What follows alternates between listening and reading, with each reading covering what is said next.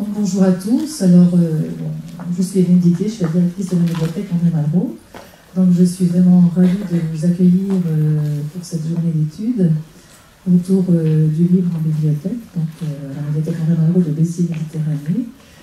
Je tiens à remercier donc, les organisateurs, que sont l'ENSIB, donc l'École nationale supérieure des sciences de l'information et des bibliothèques, et puis l'association LR2L, donc l'association Languedoc-Roussillon, Livre et Lecture, voilà. Et donc j'espère que nous allons passer une excellente journée d'études. Je vois qu'il y a quelques sièges quand même vides, et des sièges réservés. Bon. Comme quoi, bon, ce sujet est encore un sujet un peu difficile peut-être pour les bibliothécaires, mais bon, j'espère que cette journée sera féconde et riche d'enseignements et qu'elle nous permettra peut-être de construire des projets communs au niveau de la grande région. Hein, voilà. Donc, écoutez, merci à vous d'être présents. Et je remercie peut-être encore les deux jolis ouvrières que j'ai connues pour l'organisation de cette journée. Donc, Mélanie Marchand, qui a été très efficace dans l'organisation de cette journée. Et puis mon collègue Thierry Antoine pour la médiathèque André Malraux. Voilà, donc je voudrais vraiment les remercier. Alors, il y a à l'INSTIB, il y a des relais aussi, dont je ne connais pas exactement les noms et les fonctions. Donc, merci aussi à vous et excusez-moi de ne pas avoir retenu vos noms. Voilà, donc merci à vous pour avoir donné du temps avec efficacité. Alors, je vais passer la parole à Jean-Michel Duplat, qui est à ma droite, donc, qui est conseiller communautaire délégué à la culture, à la politique de la ville et à l'éducation au sein de la communauté d'agglomération Béziers-Méditerranée. Voilà, puis ensuite, Marie-Christine Chaz prendra la parole, Valérie Travier et Christelle Pouty. Voilà.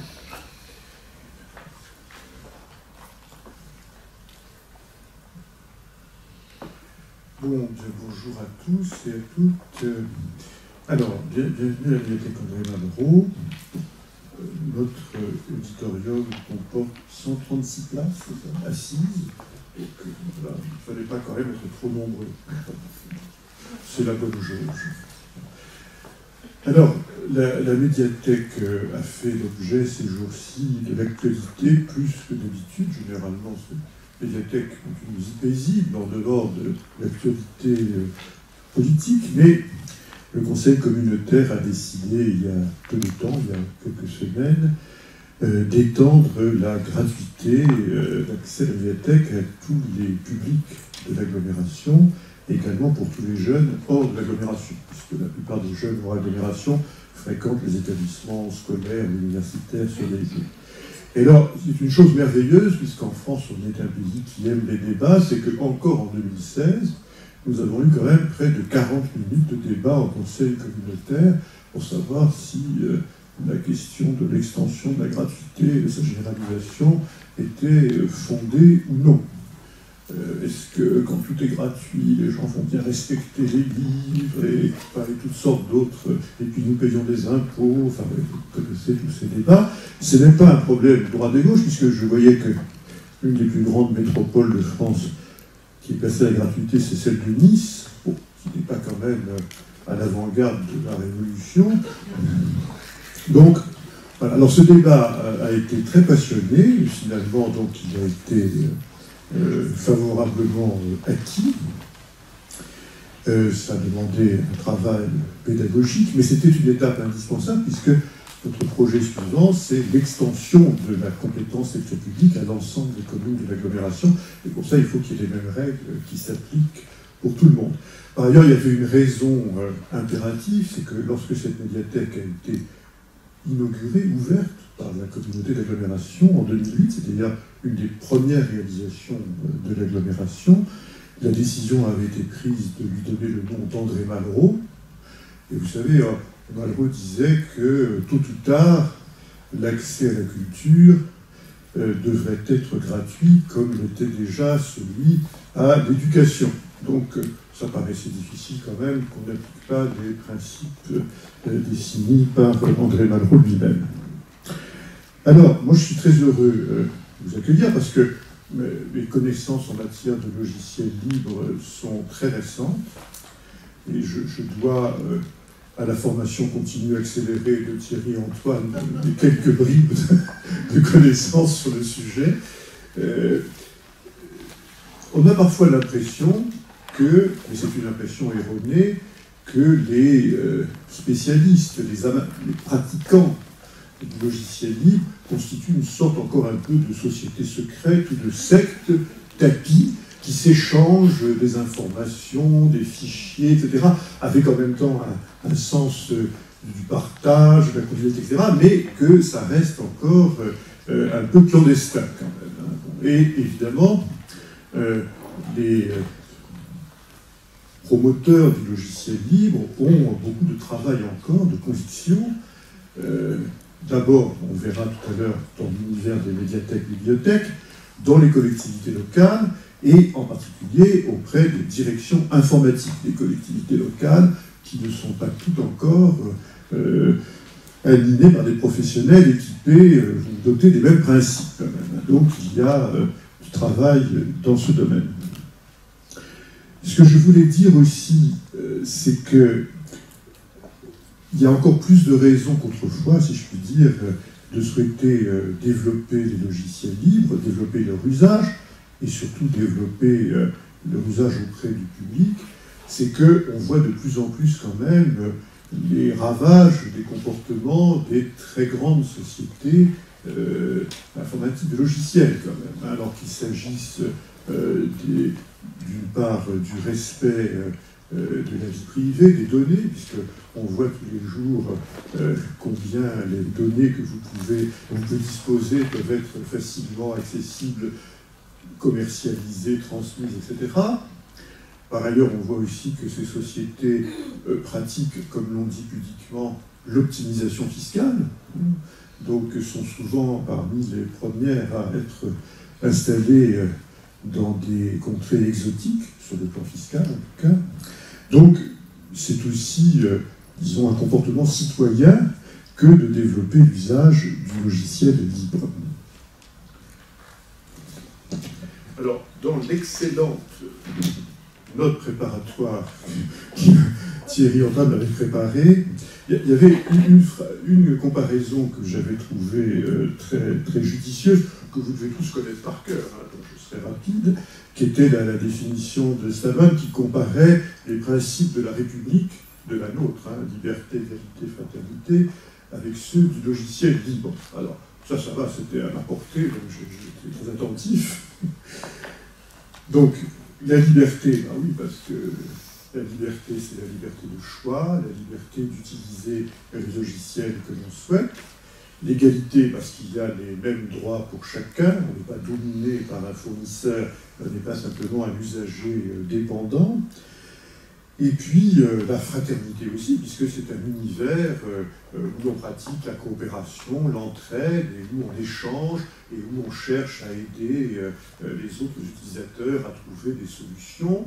Il y a aussi alors un autre principe qui est une redoutable efficacité, parce que souvent les spécialistes du logiciel, les usagers ou les praticiens du logiciel libre sont très pointus sur un sujet, et donc sont capables d'apporter un enrichissement considérable sur ce sujet-là, et donc ça permet de développer aussi des outils tout à fait performants. Alors, dans l'univers des bibliothèques, a priori, les médiathèques des bibliothèques devraient être à l'avant-garde du combat pour le logiciel libre, parce qu'il y a beaucoup de points communs entre l'accès à la lecture pour tous, à la maîtrise de la connaissance, au savoir partagé. Donc, a priori, la démarche même des bibliothèques peut parfaitement coïncider, se retrouver avec celle du logiciel libre.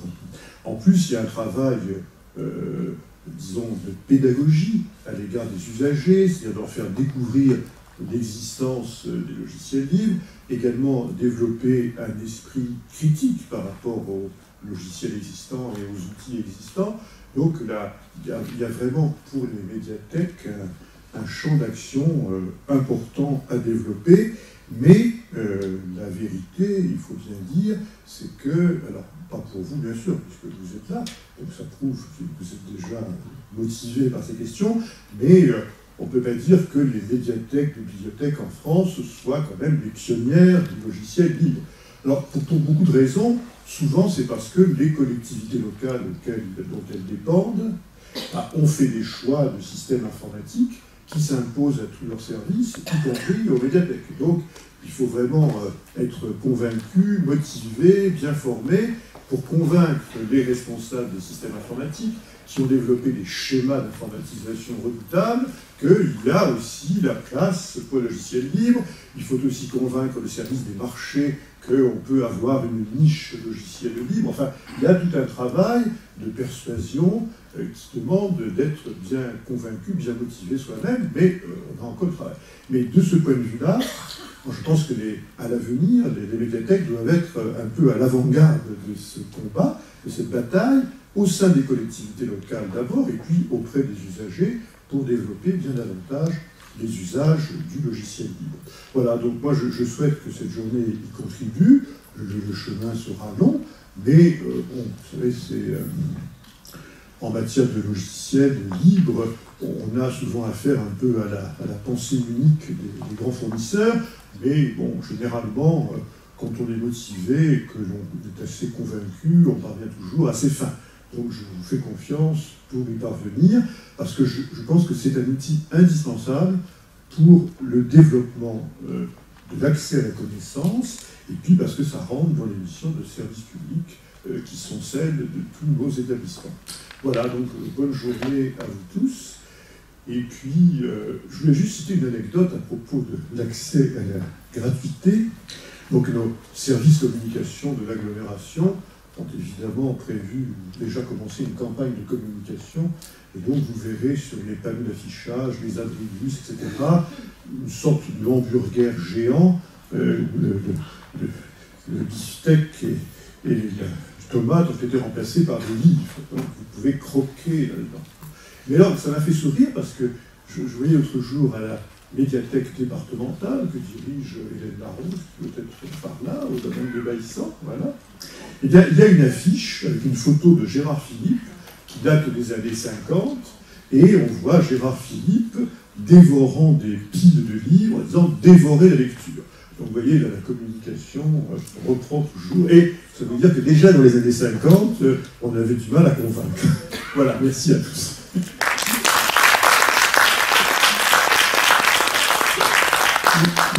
Merci. Merci, monsieur le conseiller Jean-Michel Charny. Merci donc à l'agglomération de Béziers-Méditerranée. Merci pour tout ce que vous faites pour la culture. La gratuité, c'est vrai que c'est un vaste sujet. Est-ce que la gratuité, est-ce qu'il y a un minimum de participation? Et c'est vrai que la gratuité, ça peut faciliter l'accès à la culture pour le plus grand nombre. Merci bien sûr à Isabelle Didier, Evelyne. Merci de nous accueillir dans cette belle médiathèque qui est reconnue comme un lieu d'accueil de grande qualité, de convivialité, de modernité et d'ouverture.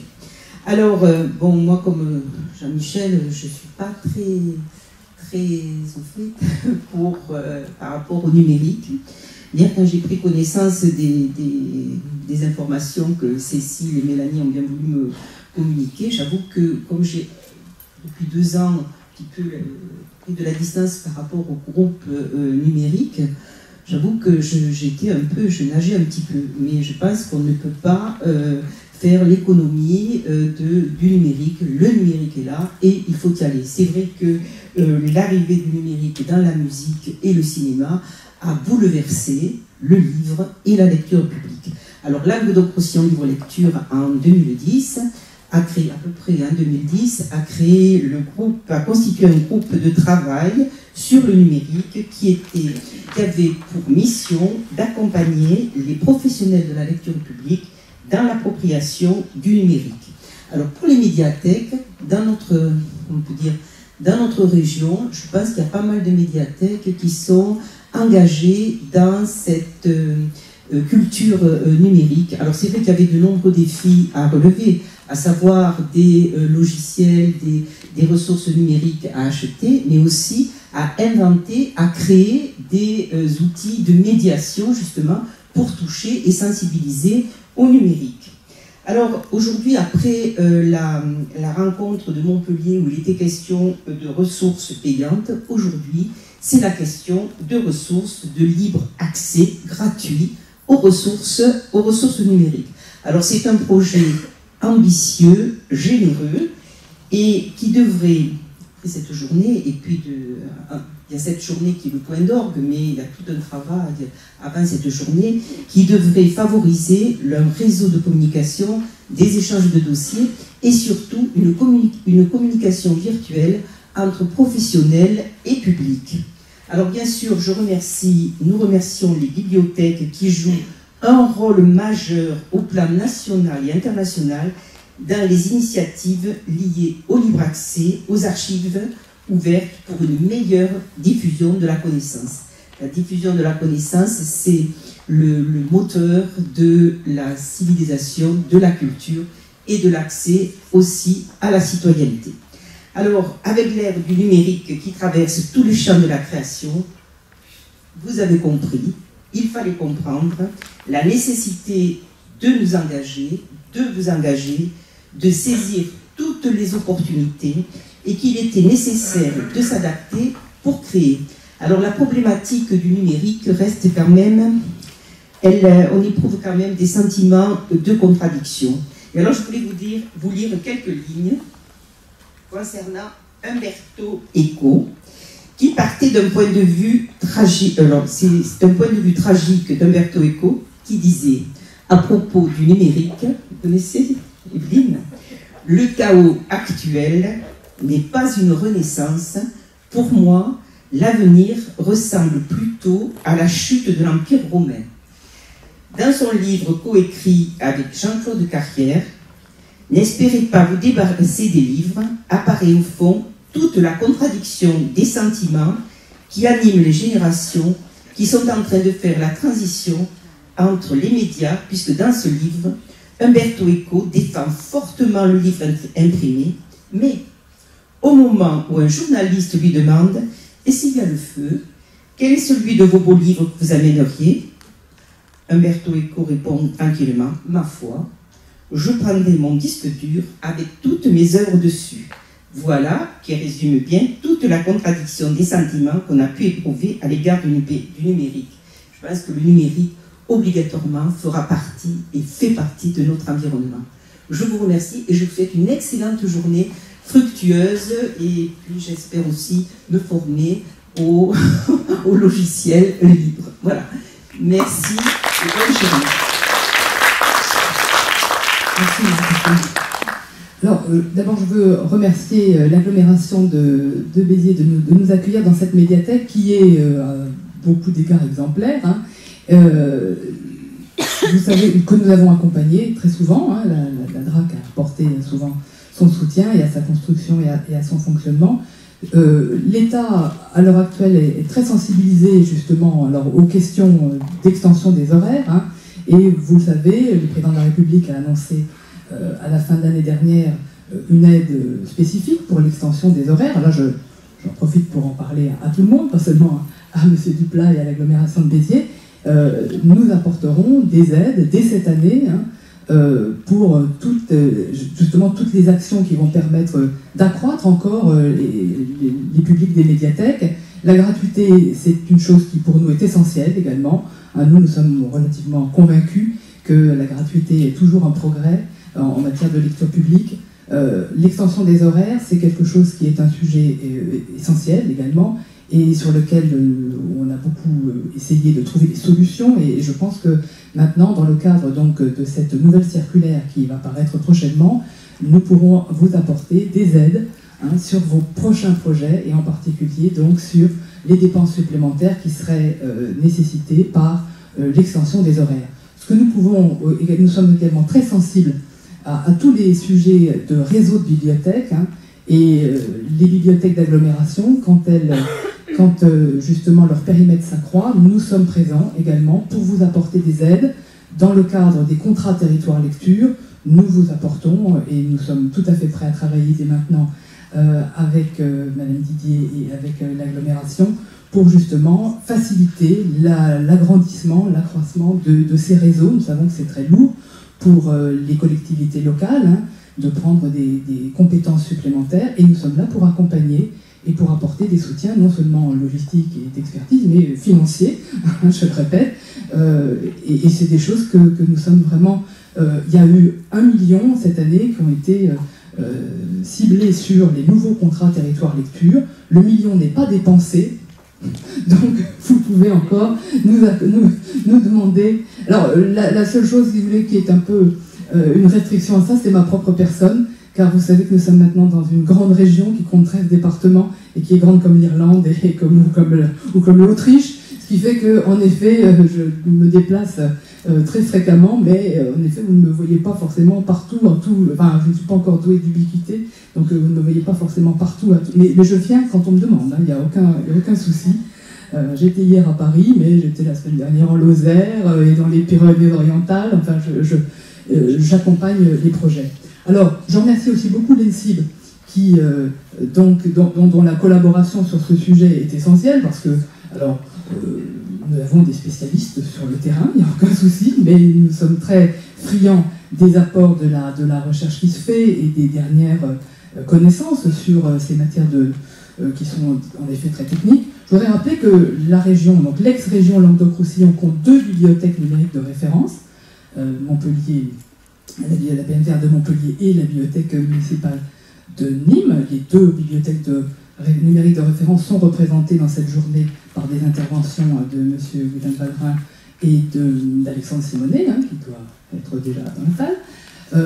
Donc nous étions tout à fait, et en particulier en ce qui concerne Nîmes, là il y a eu vraiment des pionniers en matière d'installation de logiciels libres, puisque c'est un peu le fer de lance de logiciel Koha qui a été installé dans cette bibliothèque et dont le directeur Michel Etienne a été très moteur dans justement l'association des utilisateurs de Koha.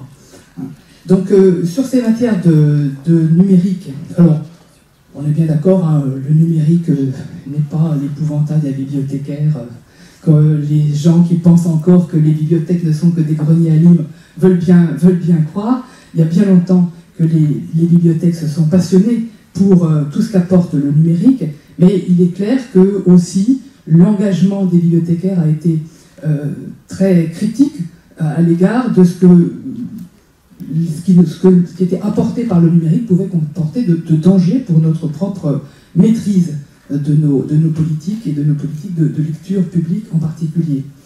Oui, bien sûr, davantage d'accès, plus de services distants apportés par des prestataires, c'est très bien, mais ce serait encore mieux si on arrivait à créer nous-mêmes des services distants, à inventer les usages à venir, et très souvent, en effet, les prestataires ne proposent que des solutions qui sont des solutions fermées.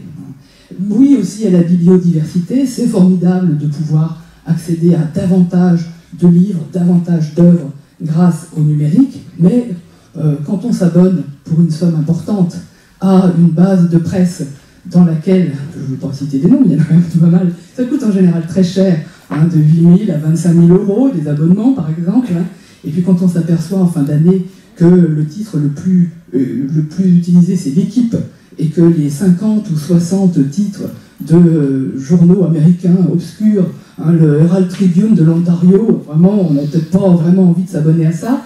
Oui, donc la bibliodiversité, elle n'est pas forcément toujours satisfaisante quand elle est apportée par des bouquets qui sont des bouquets commerciaux et qui, eux aussi, sont fermés et ne permettent pas de véritablement choisir ce que nous voulons offrir à notre public.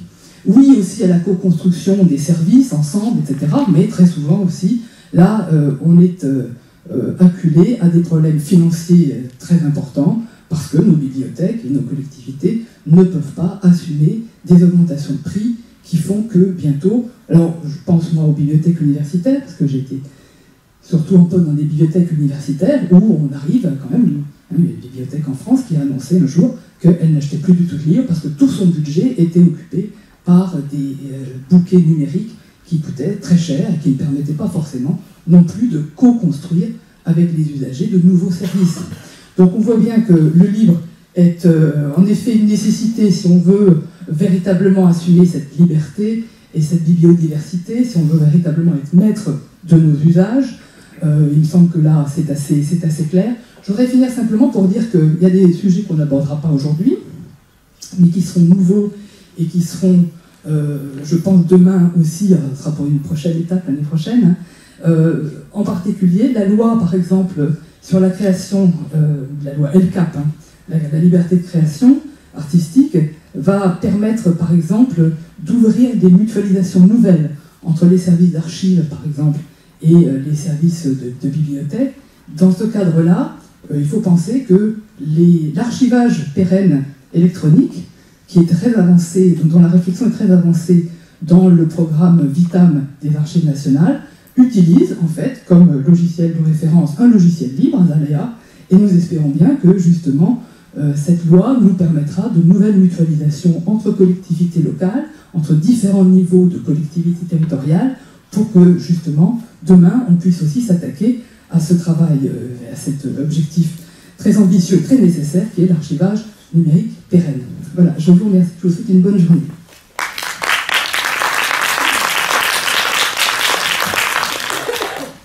Bonjour à tous, merci à la médiathèque André Malraux pour son accueil et puis sa logistique très efficace.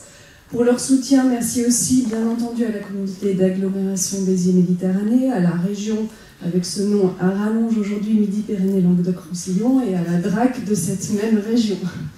Alors, je parle ici au nom de l'ENSIB, École nationale des sciences de l'information et des bibliothèques, et je voudrais dire quelques mots qui expliquent pourquoi l'ENSIB, basée à Villeurbanne, en Rhône-Alpes, est aujourd'hui ici avec vous. Donc, l'ENSIB est une école nationale, bien sûr, dont les missions sont multiples. Donc, certes, école de formation initiale pour les bibliothèques et conservateurs d'État, nous avons aussi la tâche de proposer une offre de formation continue pour l'ensemble des acteurs des bibliothèques et de la documentation en France. Et cette offre de formation continue s'accompagne de services et de ressources en ligne. Donc vous les connaissez peut-être, enfin sans doute, un service de questions à distance, un dictionnaire en ligne, des fiches pratiques, une bibliothèque numérique, etc. Si vous ne connaissez pas, je vous invite à parcourir notre site. Mais nous proposons aussi, et vous le savez aussi, je suppose, une programmation de journées d'études, de rencontres. Il s'est avéré nécessaire au fil des années que l'ENSIB ne se cantonne pas à la région lyonnaise. Alors, nous avons affirmé et développé une délocalisation d'une partie de cette programmation pour venir à votre rencontre, pour entendre le terrain et les problématiques du terrain. Donc pour nous, c'est quelque chose qui s'est développé depuis l'année dernière. Et pour ce faire, je crois qu'il n'y a pas de meilleur accompagnement que celui des agences du livre et de la lecture. Donc l'année dernière, nous sommes allés à l'agence régionale du livre en PACA pour une journée d'études sur Ouvrir plus, ouvrir mieux, sujet dont on vient de parler justement. Nous sommes aussi allés accompagnés par le CRL Limousin à Limoges pour une journée d'études sur le temps périscolaire, la bibliothèque et les élèves. Et cette année, nous avons aussi prévu une autre journée en Poitou-Charentes pour travailler sur la construction des pratiques participatives en bibliothèque. Voilà, je dois aussi mentionner notre partenariat très actif avec l'ARALD, l'agence de la région Rhône-Alpes pour le livre et la documentation, avec qui chaque année nous organisons des temps forts sur des questions qui interrogent l'interprofession, les libraires et les bibliothèques essentiellement. Donc cette année, nous allons travailler sur les marchés publics suite aux changements législatifs qui ont eu lieu récemment. Donc aujourd'hui, Béziers, pour une journée d'études sur le livre, co-organisée avec Languedoc-Roussillon Livre et Lecture, que je remercie vivement ici, avec une mention toute spéciale pour saluer le travail de Mélanie Marchand, effectué de main de maître, accompagnée par son homologue de l'ENSIB, Julia Morino, afin de nous concocter le beau programme que voilà. Alors, quelques mots pour présenter la journée. Pour introduire ça, je dirais que cette thématique du livre intéresse l'ENSIB à plusieurs titres. Je vais en citer 3. Donc, depuis bientôt 10 ans, l'ENSIB met à disposition une bibliothèque numérique qui regroupe des textes sur les sciences de l'information et les bibliothèques. Donc, ces textes sont par définition accessibles à tous, consultables par tous, et pour une grande majorité d'entre eux, sous licence Creative Commons. Par ailleurs, cette année, nous inaugurons au sein des presses de l'ANSIB une nouvelle collection qui va être exclusivement numérique et entièrement gratuite. Cette collection s'appelle sans originalité la numérique. Et elle fait suite à un certain nombre d'expérimentations de mise en ligne d'ouvrages par ailleurs imprimés et commercialisés sous format PDF ou HTML sur notre site. Et puis enfin, je voudrais mentionner une cellule qui a été mise en place à l'ANSIB depuis quelques années, qui s'appelle NCIB Lab, qui travaille la question de l'innovation numérique en bibliothèque, service dirigé par Delphine Mérien, que vous verrez tout à l'heure, puisqu'elle animera la première table ronde de notre matinée. Alors le programme a été décliné en deux moments, puisque le matin et l'après-midi, bien entendu, mais avec deux axes principaux. Un axe sur la constitution des collections, pourquoi, pour qui, pour quels usages. Je dois excuser par avance l'absence d'Olivier Desgranges, qui a été retenu au dernier moment, mais dont nous avons quand même des contenus pour vous parler de la création des livres numériques. L'après-midi, l'axe retenu est l'axe des usages, accompagner les usagers ou rendre l'usager acteur. Donc nous aurons à ce moment-là une deuxième table ronde introduite et animée par Hans Diller de l'Université Paul Valéry Montpellier 3. Et puis nous terminerons cette journée par une démonstration de gRPC.